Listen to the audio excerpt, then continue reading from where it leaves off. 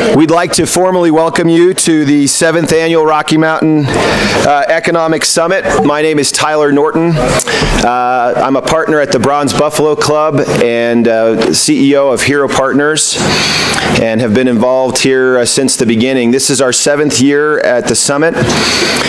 6 of those years we've had the good fortune of partnering with the Global Interdependence Center, which we're delighted to work with, many of whom are here today and will be speaking to you later. I wanted to draw attention on a couple housekeeping things. First, we did build an app for this event, so if you'll pull out your phones, use the guest wireless to download either to Android or Apple devices the Rocky Mountain Economic Summit app. You'll find on that application, if you have not downloaded it already, the speaker bios as well as our agenda. There's also a live poll function inside of the app that we'll be using throughout the day as we do some polling work. We're hoping you're enjoying Teton Springs. Our partnership owns Teton Springs here. We got a little moisture today, but we're hoping it's a beautiful venue and place for you. We should have a wonderful experience here. Please download the app, and that'll make the day move more smoothly. We had a wonderful week of events this week. We've hosted the annual Bronze Buffalo Cast and Blast event at the Star Valley Trout Ranch just over the mountain here. Had a wonderful golf tournament here yesterday, and we're excited for the event today. We've had several sponsors that help us to make this event possible, and we certainly wish to recognize them appropriately from the stage here before we get started. I'll list them off. I would invite each of you to get to know them. Many of them have booths here. Take some interest in them. Their support is making this event possible. If you'll hold your applause till the end, I'm just going to list them off. We express appreciation to all of them. Our friends at Academy of Mortgage, Air New Zealand, who's here this year for the first time and have a booth in the back along with New Zealand Tourism, Norbest, PEG Development. We appreciate Ken Garf Automotive. Most of you thought these were Justin's vehicles out here, but these are actually from Ken Garf. Thanks for bringing those up. Our friends at GrowCo CPAs and Advisors out in the Bay Area, Hero Partners, Nudge and Notify, who helped to build the app for this event, so appreciate them. Ori Yardani from Israel with life-changing experiences. Many of you have had a chance to get to meet and know Ori. Thank you to him. Brady Murray and our friends at Mass Mutual Intermountain West, appreciate their support. Mike Bennett and Crew Capital, along with Romney Land Company, White Knight Capital Partners, we appreciate their support. Corporate Sports Incentives, Mark Matthews here in the back with his lovely daughter. If you're interested in experiential travel and pretty much access to any event in the world, you can talk with Mark. Mark, we appreciate your support and you being here with your lovely daughter. InScope Energy, Mike Bruce and his team are here in the back. Have a visit with Mike and Brett, and what they're doing is very important. And then Cool Clubs, who helped with the golf tournament yesterday. We're appreciative of them. Would you please join me in expressing appreciation to these sponsors that make this possible?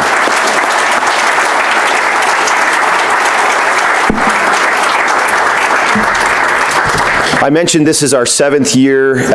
My partners, Justin and Cody Hyde, started this event exactly 7 years ago. We had the good fortune in the 2nd year to meet David Kotok and the Global Interdependence Center. And the intersection of their mission, along with what our vision was early on, became an important part of this. I'm pleased to turn the time over right now to Michael Drury, who's the Chief Economist at McVane Trading and Investments, but also sits in the first of 2 years as the GIC chairman. He'll be introducing the rest of the program today, and we appreciate you, Michael, and the GIC, and would like to invite you to the stage.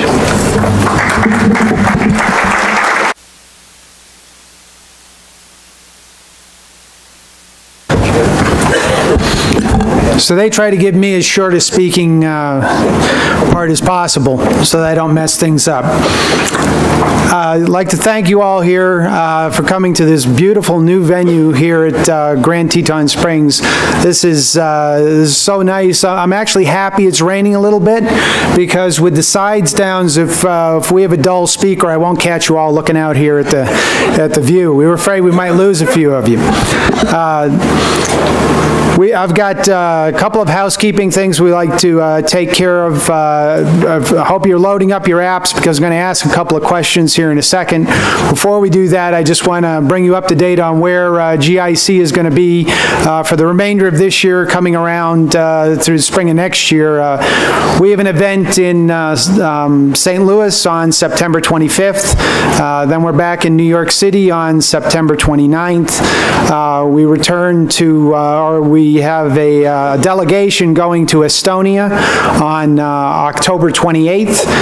Then we're back in the United States for an energy conference in Philadelphia. It's actually a fairly large conference on November 5th.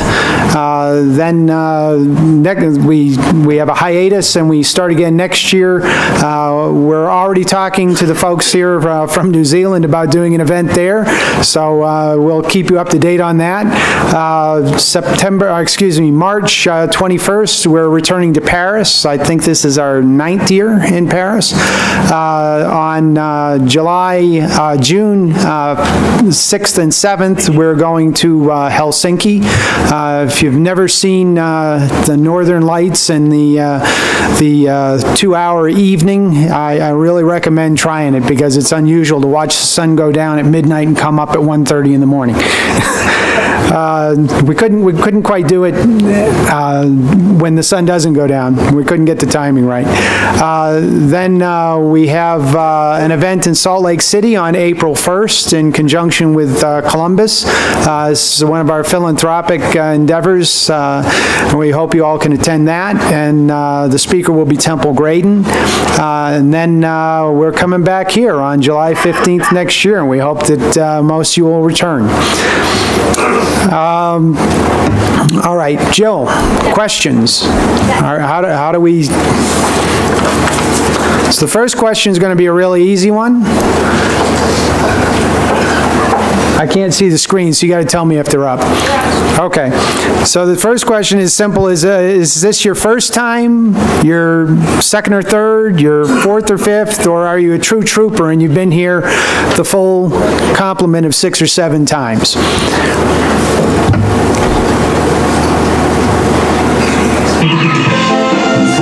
I was afraid I was going to have to hum that.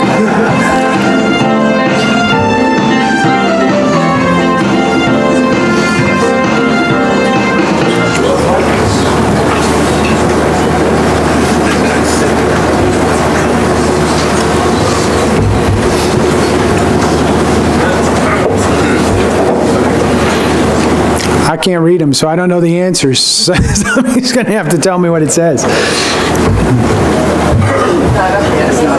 Not up yet. Okay.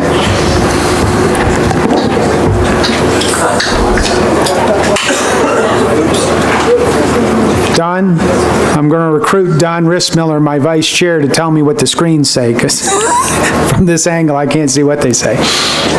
Doing a great job. That's why he's number 2. It's coming up. Reloading. All right.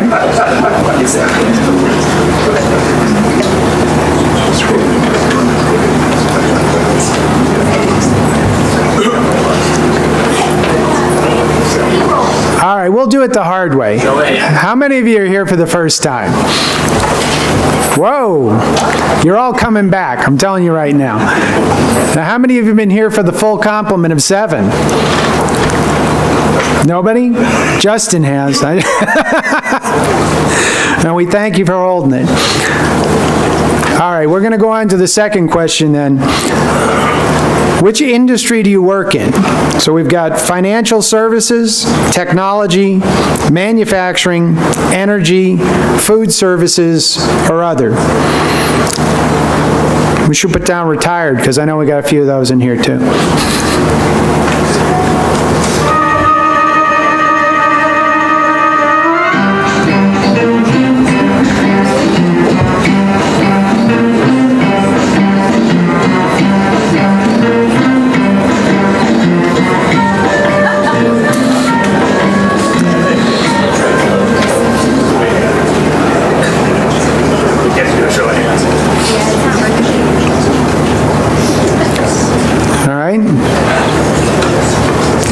guess we're going back to the original technology. All right, financial services. How many have I got in the room? I'm going to say 30. All right, technology. Pretty good. I'll say 20. Manufacturing. 5, 7. All right, energy. A little bit more, maybe 10. Food services. Me. Other, everybody else. All right. It's about a quarter of the crowd. So we got a pretty diverse audience here. So I think you're really going to enjoy the show that we have here today. We're going to start off. We're going to start off with our keynote speaker. I'm going to bring up Sangeetha Ramaswamy, who is a sponsor of GIC. She's with Herman Global, which is one of the Millennium hedge fund partners, and she will introduce our first speaker. Thank you. See, I told you I'd get off of here real quick. I'll be back at the end in case you want.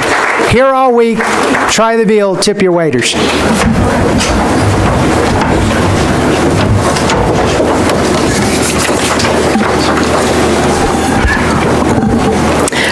Hello, my name is Sangeetha, and I work at a hedge fund in New York called Millennium. Today I'd like to introduce our keynote speaker, Eric Rosengren, President and CEO of the Federal Reserve Bank of Boston since 2007. Previously, Dr. Rosengren was Executive Vice President and Head of the bank's Department of Supervision, Regulation, and Credit.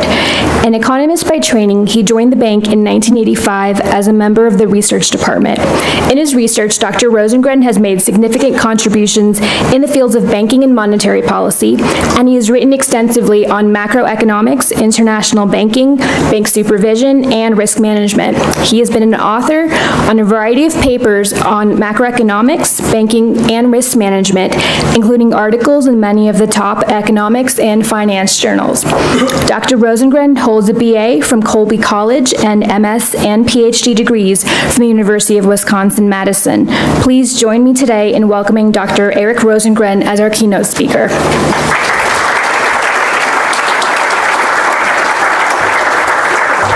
Thank you.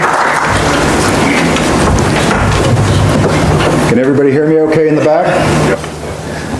Because I'm going to be walking around a little bit. So thank you very much for being invited to a wonderful venue. I'm sure I'm going to disappoint you by not having any music and any apps.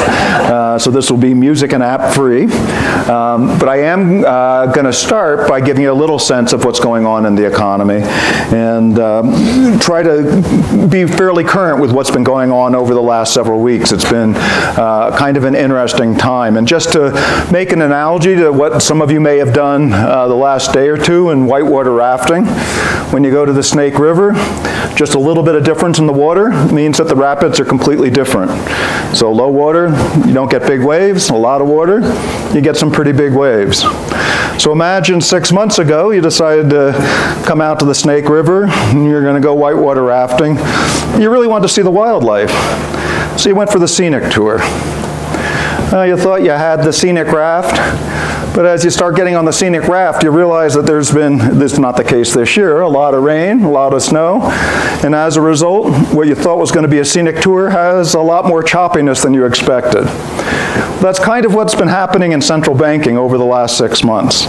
6 months ago in the United States economy, we thought things were going to be going pretty smoothly, that we'd be able to drift along, kind of watch the scenery, we'd be getting ready for liftoff, and it would be fairly straightforward.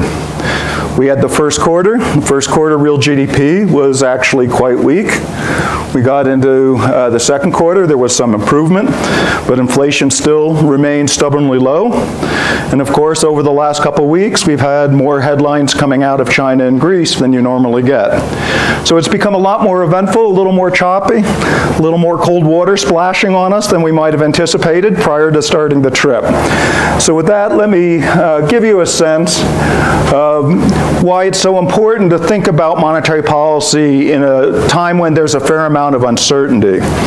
And the financial markets tend to like monetary policy directives that are very clear, but also fairly unqualified. And frequently, if that's what you're looking for, you're disappointed by reading the Federal Reserve statements, which don't tend to have those characteristics. Part of that's because monetary policy depends very importantly on forecasts. Forecasts are particularly difficult during periods where there is a lot of uncertainty, and that's really the topic of my talk today, is to talk about how we integrate some of that uncertainty into our monetary policy thinking. And when you have this kind of uncertainty, I think it does highlight why frequently economic forecasts don't come out exactly as we would expect, and why monetary policy, it's so important for it to be data dependent. We don't want to just see it in our forecast, we actually want to see it in the underlying data.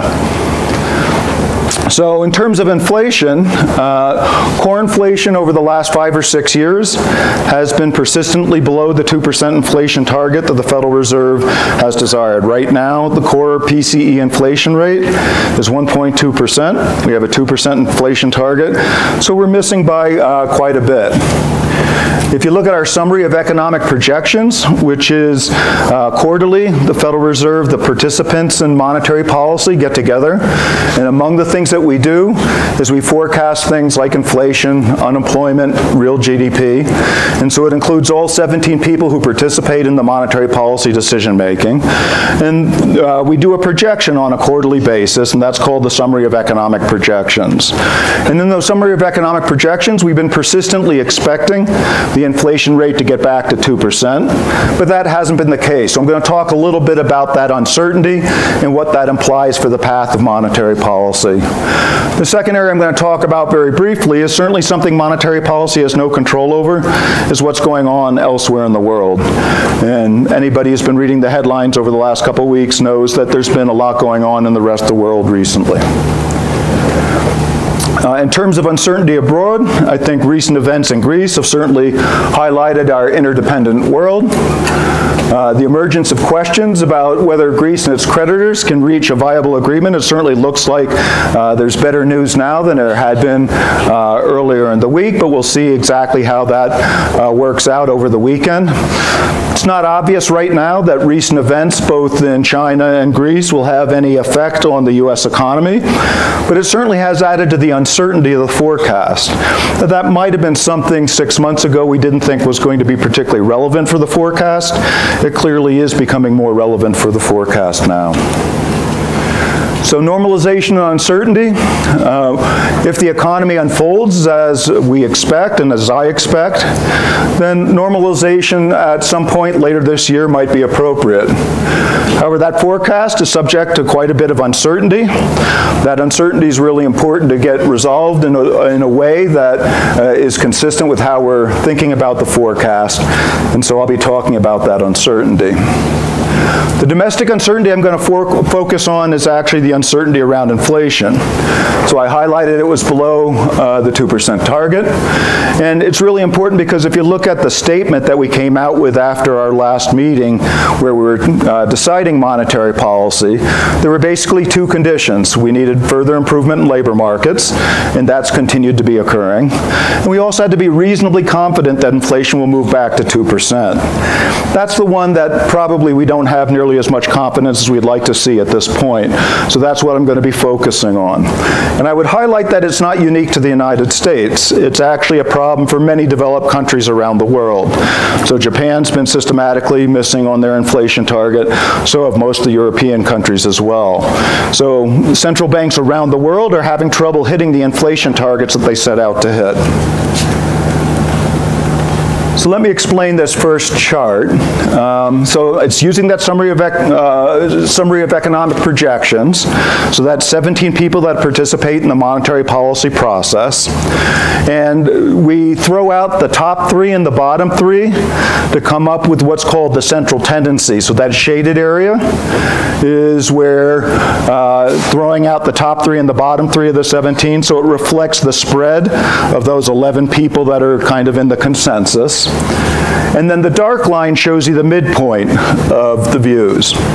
And what this is going to do is look at the forecast for what core inflation would be this year, starting back in September 2012.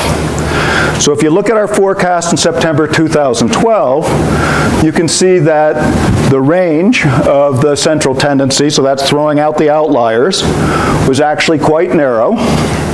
And the expectation was by now that we'd be hitting 2% inflation. So as of 2012, we thought we would be there. Now, as you move to the right, what you're getting is an updating of the forecast.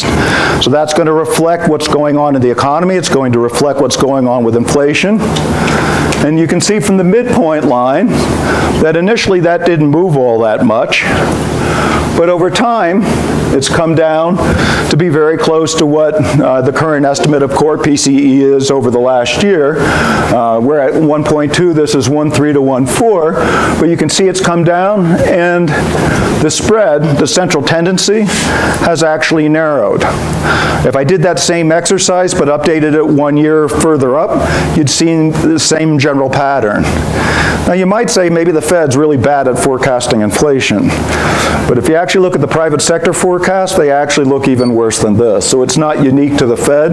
It's been a characteristic of the forecast both by the private sector and the Federal Reserve that we've been thinking that in the out years we'd start getting our 2% inflation target, but it hasn't been successful. We haven't actually seen that inflation rate going up.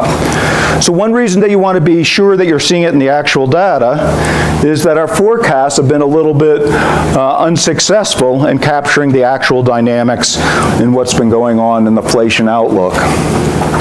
One of the reasons for that may be that there's more slack in the economy. So one way to think about that is looking at the employment to population ratio. And what this highlights is that when we had the Great Recession, the percentage of the population that was employed, not surprisingly, it was a very severe recession, declined quite dramatically, and it was quite steep. You can see there has been some improvement, particularly more recently, in that employment to population ratio. Now looking at the employment to population ratio for the overall population is actually a little problematic because there are other things going on when you look at the employment to population ratio. And the most important aspect is that demographics have changed, particularly over the last 10 years. So if you think about 2005, 2006 to 2015, you have roughly a decade. And this looks at what the age distribution of the civilian population has been over the last 2 decades. And I don't think this will be a surprise to anybody, but I think it is interesting to look at how the different age cohorts have changed over a relatively small time period. So if you look at the 55 and 64, which I'm unfortunately part of now, and you look at the 65 plus, you can see there's been a dramatic increase in the percentage of the population that's now 55 and older. So that is going to be a population where you're starting to think about retirement.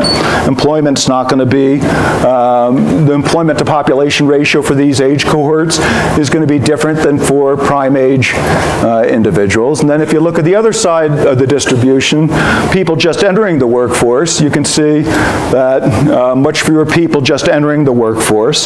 So the population demographics over the last 10 years have actually been pretty big. That's the whole baby boom bubble moving and the age distribution changing. So one implication of that is that when you have demographic shifts like that, it can alter some of your views. So young workers, just starting off in the workforce, tend not to have the same skills as somebody who's already had a lot of experience in the workforce. So the unemployment rate for people that are just coming into the workforce tends to be relatively high. If you look at older workers tend to be employed. They have those work skills. They've worked for a long period of time. The unemployment rate tends to be low. So you'd think that as your demographics change, it's going to change what you think the full employment is, the unemployment rate that's consistent with inflation either going up or down. And so if you think about how these demographics are going to work, it has implications that maybe the unemployment rate consistent with no inflation has been coming down. And in fact, my own estimate of full employment's down to 5%. Our total unemployment rate right now is at 5.3, so my estimate's a bit below the 5.3 that we currently have nationally. But my estimate of full employment would assume that if we leveled off at 5%, we wouldn't see inflation go up or down. And if we went below that, we'd start seeing inflation picking up. But so far, we haven't seen much evidence that inflation's picking up, which makes you wonder potentially whether the full unemployment rate is actually lower than even that relatively low estimate. So one way to try to correct for the fact that the employment to population ratio has some of those demographic features that make it a little bit more difficult to ascertain how much of it's reflecting slack in the labor markets is to look at different age cohorts. So this looks at 3 different age cohorts that are the prime working age population. Looks at 25 to 34, 35 to 44, and 45 to 54. So the demographic shifts within those tighter age cohorts aren't going to be nearly as important. So the idea here is to think about what are the patterns in fairly narrow age bands to see if the same pattern that we see in the overall employment to population ratio actually applies in these subcategories. And what you can see is there's a fair amount of similarity. That during the Great Recession, we saw very large declines in the employment to population ratio in these more narrow age cohorts. We've certainly seen that there's been improvement in the labor markets. So that's very consistent with the part of our statement that requires there to be improvement in labor markets. But you can see that we're still quite a bit below where we were prior to the recession. So even if you thought we're not going to go all the way back to where we were in the pre-recession period, it looks like there's still a fair bit of slack. So one reason that you might expect that we're not seeing more pickup in inflation is maybe there's more slack than what's being captured in the unemployment rate that we're currently seeing. Second thing I want to talk a little bit about is the uncertainty from international shocks. So there have been a variety of things that have been buffeting the global economy over the first half of this year. Greece's debt crisis certainly received a lot of attention, particularly in the last 2 weeks. China's slowing economy and what's been happening in their stock market has also drawn a lot of attention and certainly affecting commodity markets as well. And Japan, the 3rd largest economy in the world, has been having long-run economic challenges, and those are persisting, unfortunately. So right now, I'm not expecting that any of these international factors are actually going to alter the domestic outlook in a particular way. So that's my underlying assumption. But what I want to emphasize is it's difficult to predict, given the kind of international shocks. And the international shocks seem to be heightened relative to what we're normally seeing, which just means that the certainty that you have about where the outlook for the economy is going to be is a little bit more elevated than we normally see, which is why we need a data-dependent monetary policy. So this looks at the unemployment rate for Greece. And first thing to note is the scale. So the unemployment rate for Greece, it's truly tragic what's happening in Greece if you're somebody who's a Greek citizen. The unemployment rate's over 25%. That's Depression-era unemployment rates. You can see that there was a little bit, this stops in March 2015. There was a little bit of an improvement. Quite a bit of that improvement is actually from people dropping out of the workforce because they've given up looking for work. So it actually isn't that much of an improvement. The unemployment rate can go down for reasons other than people just being employed. And this ends in March 2015. So it doesn't include the capital controls. It doesn't include all the problems that are going on over the last 2 weeks in terms of not being able to withdraw very much money out of the banking system. Clearly, those 2 events are not good news, and they're going to make that unemployment rate go even higher than it already is. So if you're a Greek citizen, this is truly a tragic event. Now, many people have highlighted that Greece is so small it shouldn't matter. And indeed, Greece is a small country. So this chart just highlights that Greece is a small country. If you look at the population, roughly 11 million people. It compares to the Euro area of 334 million. The United States is a little bit over 300 million. So the percentage of the population that's Greek relative to the European Union is relatively small. Similarly, if you look at it in GDP terms instead of population terms, it's even smaller. It's only 1.8% of the Euro area. And in part, it's a pretty small percentage because Greece was already a relatively poor country. So scaled relative to the United States or many other areas of the Euro area, they already were half or less of GDP per capita relative to other areas. So it was a small country, but I would argue that that may not be sufficient information. So calibrating financial stability risk can be pretty tough just by saying things are small. So if you go back to 2006, there were a lot of people that said subprime mortgages relative to the size of the US economy was small. And indeed, factually, that was correct. But as we all know, the transmission mechanism is fairly hard to follow as you're going through the US economy. And it's for some of the reasons that I highlight here. So what is the concentration of exposures? Who's actually holding the debt? Are exposures held by highly leveraged investors? So do banks hold that, or does somebody else hold that? Is it a long-term investor or somebody that might have to dispose of it more quickly? Do those investors play a critical role in financial markets and how the economy actually operates? So some of the benefits of what happened in 2011 was what had been a commercial banking risk, or largely a commercial banking risk, because a lot of the Greek debt had been held by commercial banks, particularly German and French commercial banks. There was a restructuring, and in that restructuring, a lot of the risk was transferred to the public sector. So that means that the losses are now going to be more diffusely held by European taxpayers. They're not concentrated in the banking system, so that should be good news. And if you look at this chart, which looks at the spread between the 10-year European government bond yields and the German bond yields, you can see, and this is only monthly data, so it was the end of the month, but you can see that there was a modest increase of some of the peripheral 10-year spreads relative to the German spreads, but it's nothing like what we saw in 2011 and 2012 when a lot of that debt was held in the banking system and people were very concerned that there might be a magnified effect. So one of the benefits of that transfer was that we really haven't seen the same kind of market reaction in this go-around as what we saw previously. Now, I would say that despite the fact that we haven't seen much of an effect, when there was the announcement over the weekend that there was going to be a referendum in Greece, and people started to think that there might be a heightened possibility that we were going to have problems that would emanate from Greece, the far right shows you the percentage change in stock markets. And so while Greece is a very small country and a lot of the debt had been transferred to the public sector, you can see for peripheral countries, the percentage change in their stock market actually was reasonably large. 5% for Portugal, 5% roughly for Italy, 2% for the United States.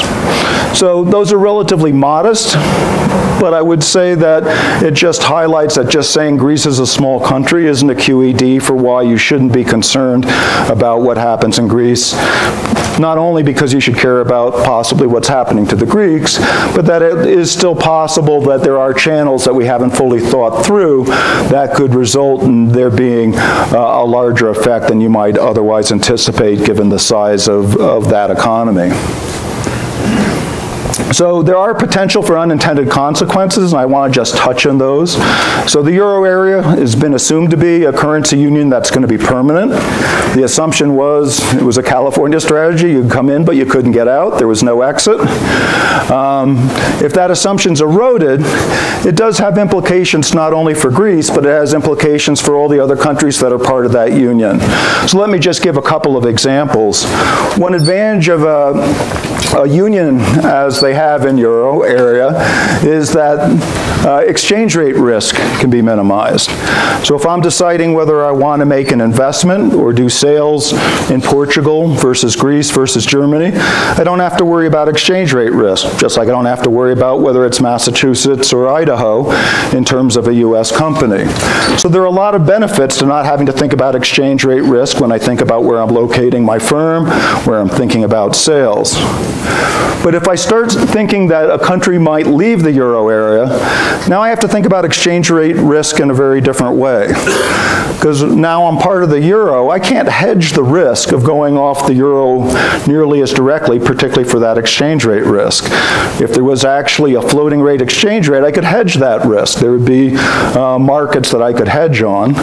But because you're in a union right now, and it wasn't anticipated people would go out, that's not nearly as easy a risk to be able to hedge for directly for the exchange rate implications. So that means that some organizations, if they start becoming concerned about this exchange rate risk, what was a real positive in forming the union actually becomes a negative, because I get worried that there may be a very large exchange rate movement rather than potentially a small one, and I can't do much about it. So that may mean I don't want to locate operations in Greece. It may mean I want to match my assets and liabilities in Greece. But it may not just apply to Greece, because once Greece pulls out, I can be worried that other countries might pull out as well.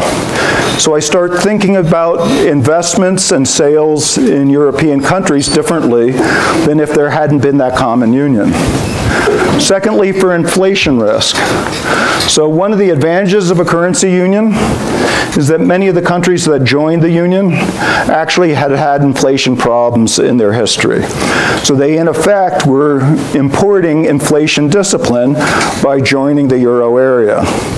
But if I now think you might exit, if I exit and the exchange rate changes very substantially, my inflation rate also changes substantially. So now I have an inflation risk that I have to think about if I start thinking about a country actually exiting. So not only do I have the exchange rate risk, I have the inflation risk if you actually get that bad event. So I trade something that was a little bit uncertain for something that becomes very uncertain as a tail event. Finally, for capital flows, one of the advantages of a union is that I can allocate my funds to wherever I think the most profitable investment is. I don't have to think about the exchange rate inflation risk. I just think about, is this going to be a good place to make the investment? Is this going to be the highest return for my capital? But as I start thinking differently about whether the country's going to be leaving the Euro area, I now have to think differently about my capital flows. I may not be willing to invest in a country where I think there's a sizable risk that they might actually leave the Euro Union. And that's not just for Greece, that's for other countries that have that problem. So now I'm making my investment decisions for reasons that are on very different grounds. So if I'm deciding whether I'm going to invest in Idaho or Massachusetts, I don't worry about this risk at all. But I do have to worry about it if I start worrying about someone leaving the Union. So that's one reason why you could imagine there might be risks beyond Greece, and it might affect some of the other countries beyond Greece if there was to be an exit. Now, I don't think there is going to be an exit. It's, I think, a fairly unlikely event as things have actually started to improve. But I think I wanted to highlight this just to say that there are magnified risks out there, and that's why our forecasts are actually something that we have to think about and really realize how uncertain our forecasts are given the context of the global economy, given the context of our models. The U.S. economy has clearly improved. Labor markets are much stronger than they were before. We're still significantly undershooting our inflation target. That's a bit of a problem given that we're being pretty explicit now about what our inflation target is. So we have been missing it. We're at 1.2% now for core inflation. Data dependence means that we actually have to have evidence in the data, not just evidence in the forecast, because our forecasts have been uncertain. We need to carefully monitor the impact of foreign shocks. Expectation is that those foreign shocks aren't going to have a big effect on the U.S. economy. To date, I don't think they have. I'm not expecting that they will, but certainly the events over the last couple of weeks have certainly raised the attention that we have to continue to monitor that carefully over the course of the summer. So that concludes my remarks, and I'd be glad to answer a few questions.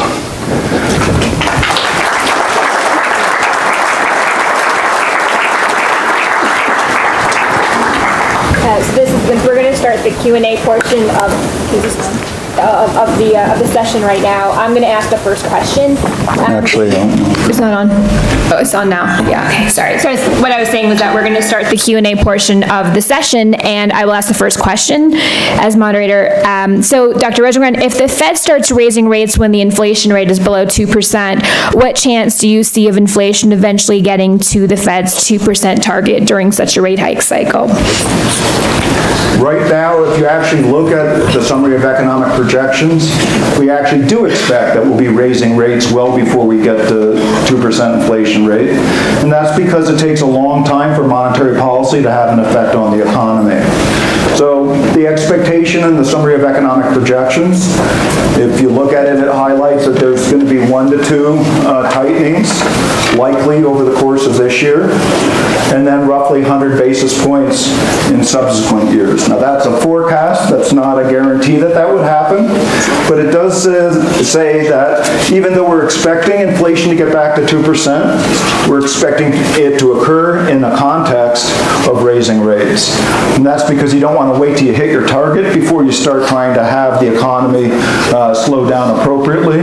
You don't want to greatly overshoot, either in the labor markets or in the inflation. So you have to start that process a little bit earlier on. And that is the expectation both in financial markets and the expectation in the summary of economic projections.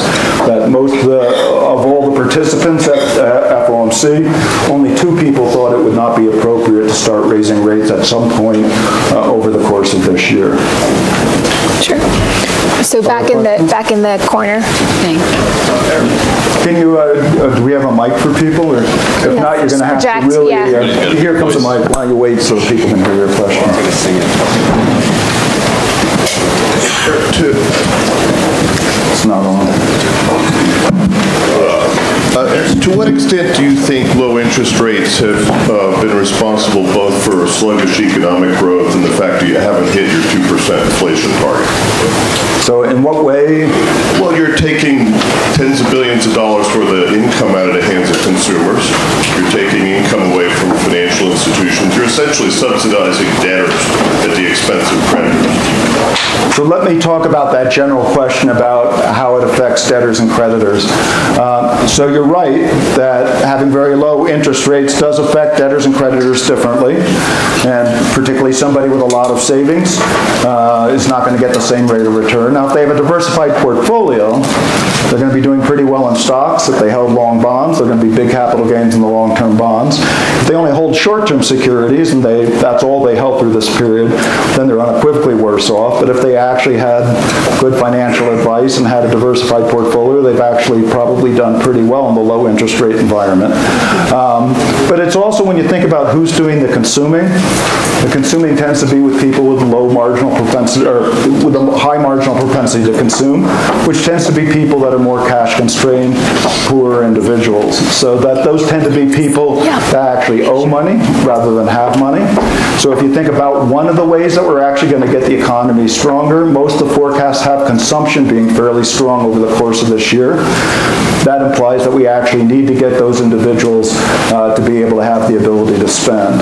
So while you're right that any time we move an interest rate, it affects borrowers and lenders differently, and we're not trying to affect that relationship between borrowers and lenders.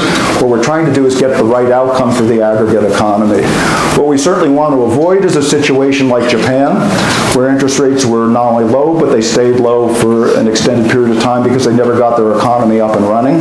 So the goal is to get the economy up and running so that we can normalize interest rates and get to a more normalized situation for both savers as well as borrowers. We'll go back to the part right here.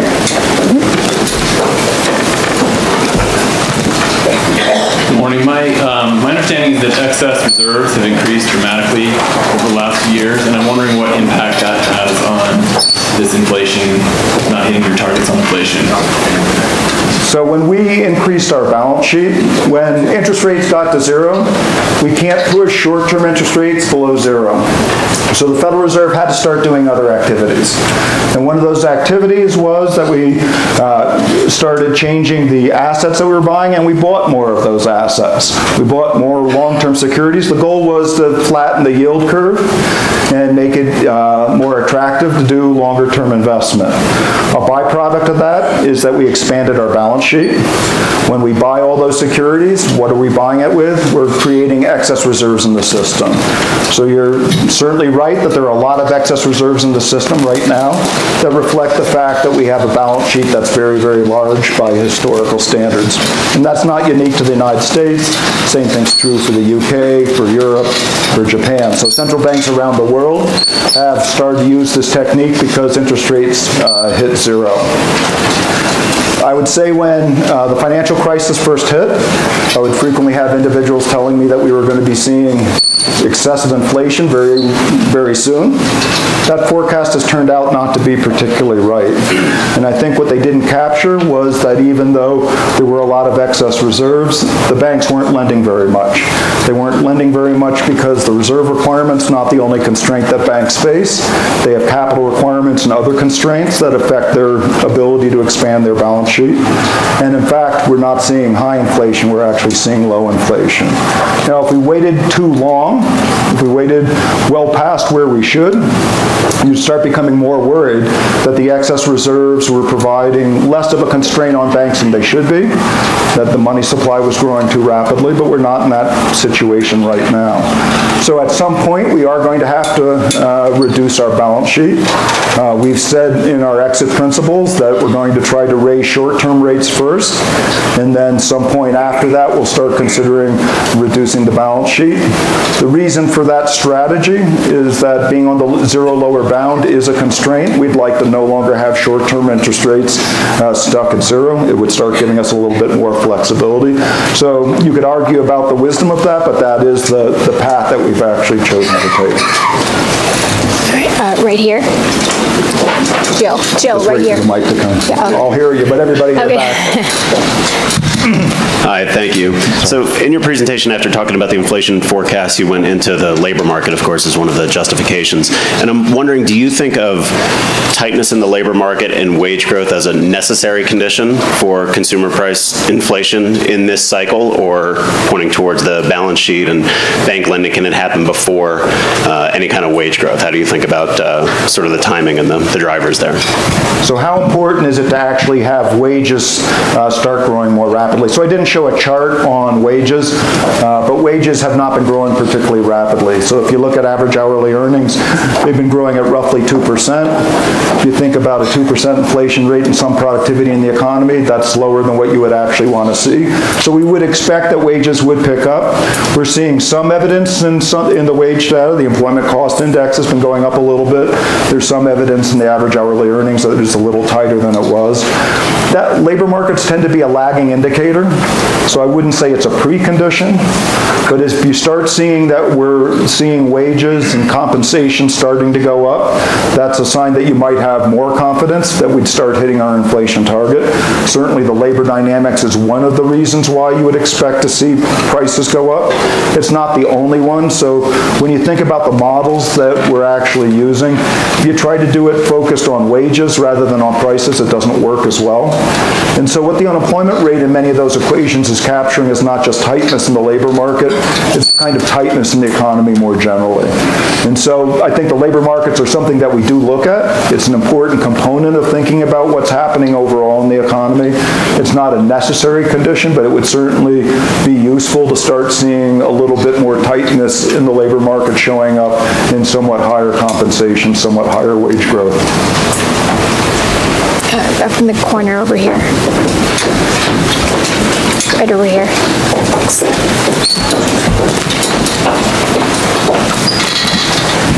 Rob Ryan. I'd like to understand how your modeling actually takes into account entrepreneurship and technology. So what I see right now in entrepreneurship is at the one end, the high end, you see a very high valuation on AI, machine learning type companies out of the Valley and other places, but your average Main Street entrepreneurship is actually down. The number of companies starting is actually decreased, which is troublesome. So would you care to comment on how that factors?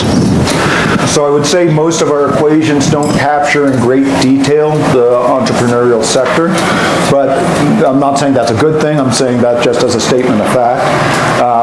But I would say that one of the consequences of the financial crisis that we had is one of the ways that many entrepreneurs start are with credit cards or home equity lines. If you're in an environment where home equity lines are not available because your house has gone down in value, if your credit cards have been cut back because of what's going on financially, then one of the ways that many firms get started is no longer available. So one of the challenges has been that until fairly recently, we haven't been seeing a lot of small businesses actually start up. I would say there's evidence in the data that things are starting to improve now relative certainly to where we were during the financial crisis. So there's some evidence that it's picking up. I'd still say it's at a relatively low level, but it is showing some signs of improvement. We're certainly seeing more small business loans starting to occur in the banking sector. Obviously, a lot of the high tech is equity, not necessarily debt finance, but debt finance is frequently a component for many startup companies. So we don't capture that particularly well in our models. That's more of a longer term effect, but I would say we're starting to see improvement, just like we're starting to see improvement in labor markets, but we probably aren't where we want to be. We're not fully normalized in that area. Can I ask one quick follow-up? So the adjacent follow-up is, when you do your modeling, I mean, how much of this is driven by mathematicians and a whole set of people that are practiced in modeling? So all the reserve banks as well as the board run models. Some of those models are highly statistical. Some of them are more economic-based, behavioral models that we have. So we have fairly large economist staff that do a lot of this modeling. They're statisticians, but most economists have a lot of math background as well.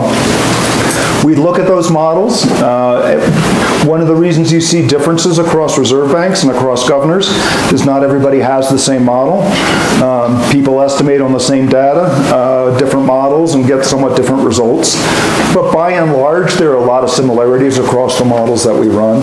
So if you look at the model that Boston runs relative to the model the Board of Governors runs, it's roughly similar. And I would add that there are pretty big forecast errors around all these models. So you have to factor in some of the things maybe that the models wouldn't capture.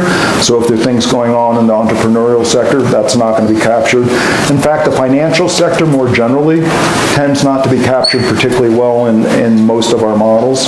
Now we're trying to make improvements in that, but that was one of the lessons learned from the financial crisis, is we weren't so good at modeling some of those effects, so that the kinds of shocks that we experienced in 2007, 2008 in large part came as a big surprise. And I'd say turning points are things that our models don't pick up particularly well. So if things are behaving like they have historically, our models do a reasonably good job of picking up that historical relationship. If there's something going on outside of the experience and the data, then the models aren't going to behave nearly as well. Stu, right here.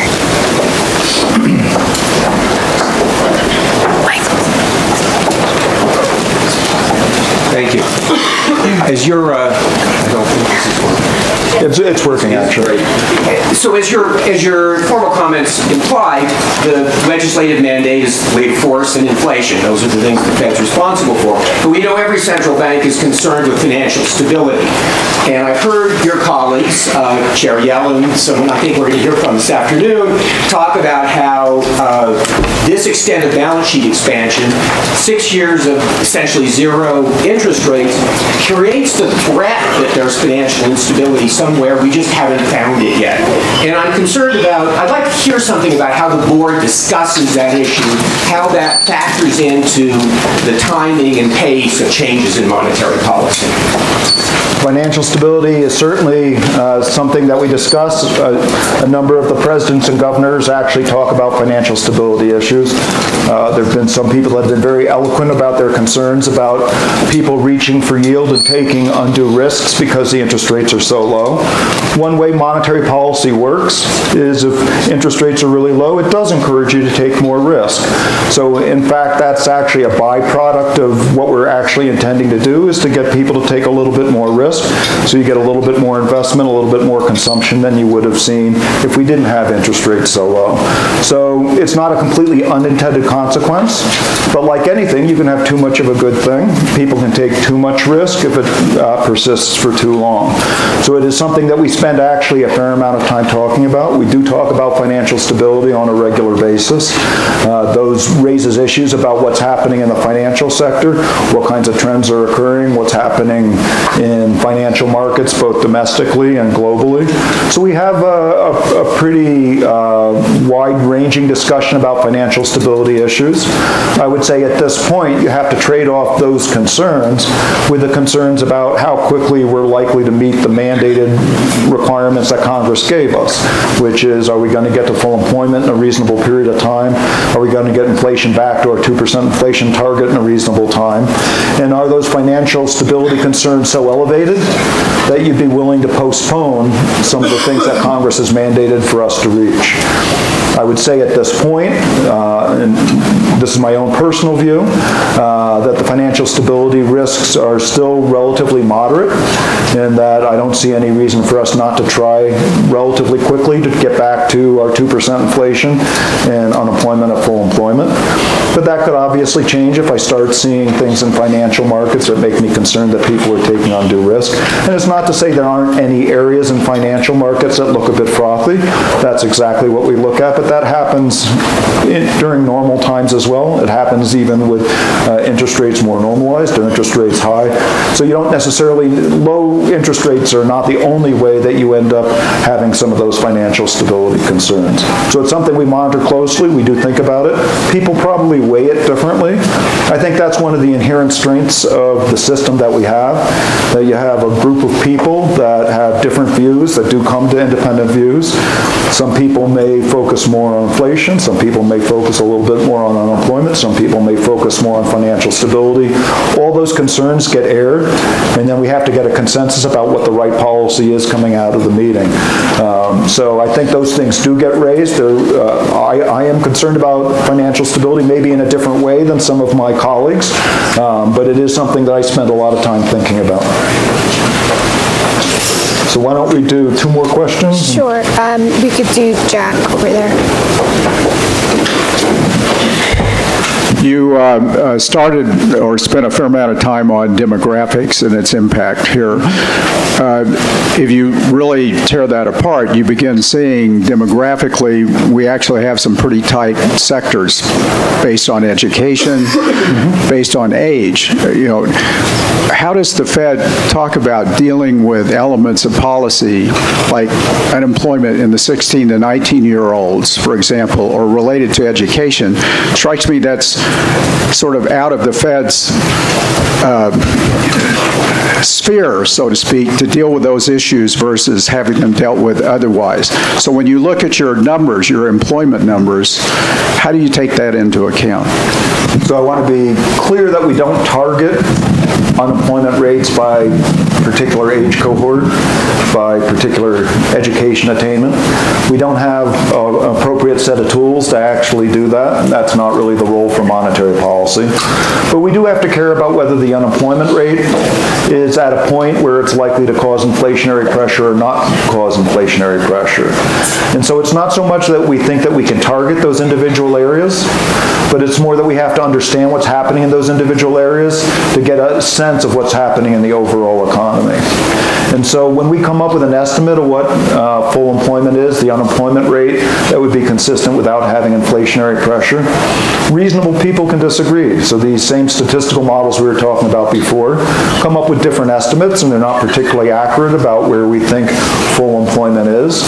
And if I showed you a chart of where the FOMC or the participants at the monetary policy meetings thought that full employment was, many people thought it was a lot higher in 3 or 4 years ago. Those estimates have come down. Why have they come down? Well, we spend more time understanding what's going on with the demographics. We spend more time understanding that the workforce is now more educated than it was, so that has an impact because people that are college educated tend to have much lower unemployment rates than people that are not college educated, for example. So we have to understand those trends, but it's not that we target each of those things, but we do have to understand how it interacts with everything else that we're trying to influence. We could probably, is there anyone in the back with a question? Back here, on the left? Last question? Last question, yeah. On the capital side, how does capital investment in plant and equipment shifting overseas affect inflation numbers domestically with most investment in what's going on domestically being more in intellectual capital?